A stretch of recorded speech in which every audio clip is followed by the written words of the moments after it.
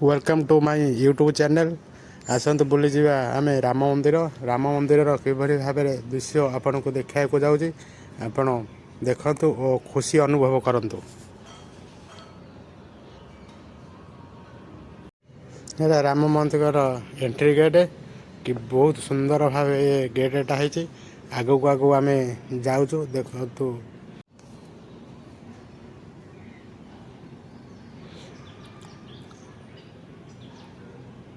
ଦେଖନ୍ତୁ କିଭଳି ଭାବରେ ଗଛ ସଜା ହେଇଛି ରାମ ମନ୍ଦିର ଆଗରେ। ଦେଖନ୍ତୁ ମୁଁ ଦେଖାଉଛି, କ୍ୟାମେରା ବୁଲାଉଛି, ଆପଣ ଦେଖିପାରିବେ। ଦେଖନ୍ତୁ ବହୁତ ସୁନ୍ଦର, ଏଇଟା ବହୁତ ମନଲୋଭା ଇଏ ପରିବେଶକୁ ଆସିଲେ ଆପଣ ବହୁତ ଖୁସି ଅନୁଭବ କରିବେ।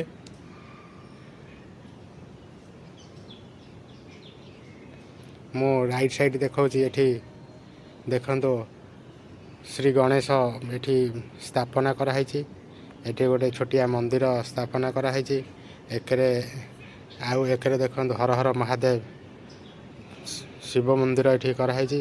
ଏଠି ଭକ୍ତ କିଭଳି ନମସ୍କାର ହେଉଛନ୍ତି ଓ ଦର୍ଶନ କରିବାକୁ ଆସିଛନ୍ତି। ଆପଣଙ୍କୁ ଏକରେ ଡାହାଣ ପଟେ ଦେଖାଉଛି କିଭଳି ଭାବେ ଭୋଗ ଦୋକାନ ହେଇଛି। ଭୋଗ ଦୋକାନ ଦେଖୁଥିବେ। ଆପଣଙ୍କୁ ରାମ ମନ୍ଦିରର ବାମ ପାର୍ଶ୍ୱରେ ମା ଲକ୍ଷ୍ମୀ ସ୍ଥାପନ କରାହେଇଛି। ଆପଣ ଦର୍ଶନ କରନ୍ତୁ। ଆଗରେ ଦେଖନ୍ତୁ ଏଠି ବି ଭକ୍ତମାନେ ଦର୍ଶନ କରୁଛନ୍ତି। ଏଟା ରାମ ମନ୍ଦିରର ଆଗକର ସାଇଡ୍। ଦେଖନ୍ତୁ କେତେ ଛୋଟିଆ ମନ୍ଦିର ବାମ ପାର୍ଶ୍ୱରେ ଓ ଦିକର ସାଇଡ୍ କିଭଳି ଛୋଟିଆ ମନ୍ଦିର ବହୁତ ସୁନ୍ଦର ଭାବେ ହେଇଛି।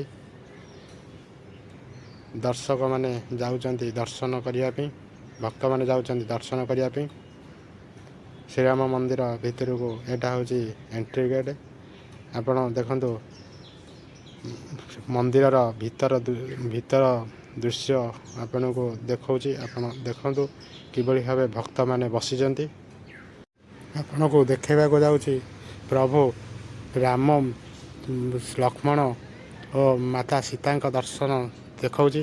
ଆପଣ ଦେଖନ୍ତୁ କିଭଳି ଭାବେ ଦର୍ଶନ ଦେଖିଲେ ଆପଣ ସମ୍ପୂର୍ଣ୍ଣ ଭିତର ଦୃଶ୍ୟ ଆଉ ବୁଲାଉଛି। ଦେଖନ୍ତୁ ଏଠି ପଞ୍ଚମୁଖୀ ହନୁମାନ ସ୍ଥାପନ କରାଯାଇଛି। ଏଠି ଭକ୍ତମାନେ ବସିକି ଦର୍ଶନ କରୁଛନ୍ତି।